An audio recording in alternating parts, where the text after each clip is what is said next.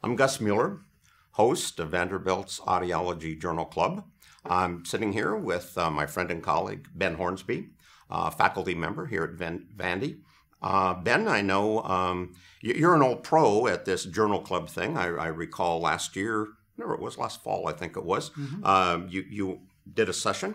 And what did you talk? Remind me what you talked about then. No, we talked about a couple of different things. Talked about identifying dead regions in children, about listening effort, and I've forgotten the other two.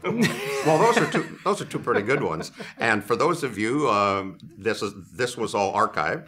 I'd encourage you to go on and take a look at some of the articles that Ben talked about, which and that was last year. So now this won't be a memory question quite. Very but good. Have you even thought about what you're going to be talking about your next go at this? Well, one of the things that I'm interested in recently is looking at hearing loss and fatigue. So hopefully we'll have something to talk about in that area.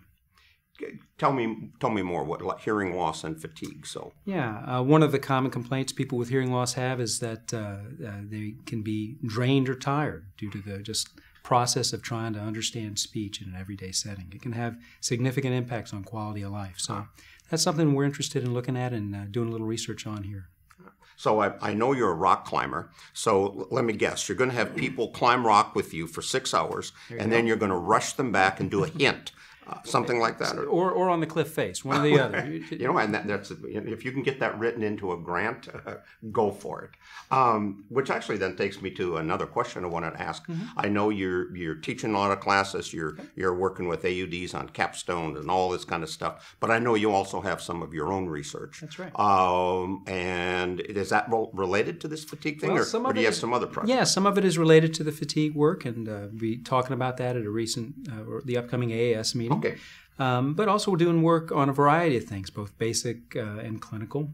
Been looking at predicting and modeling hearing aid outcome. That's something that's, I think, an area that needs still some work. We're looking at that, and there'll be a poster at that at AAS. Okay. Also looking at more clinical issues. Asymmetric hearing aid fittings and how they affect localization is something we were looking at in our anechoic chamber just last year. And in fact, I heard that you had taken some people on tour at the anechoic chamber, so you know it well. Yeah, I'm in there on occasion. You and Kemar? We're buddies. Get along well? We get along. I noticed that there's even more than one Kemar here. How many are there? I think there might be 3. Oh, right. There might be 3. Some might even be friends of yours. I don't know. Yeah. You know, actually, that might be a good stopping point. So tune in. Ben Hornsby will be coming up soon for our journal club on Audiology Online. And thank you for your time. Thank you, Gus.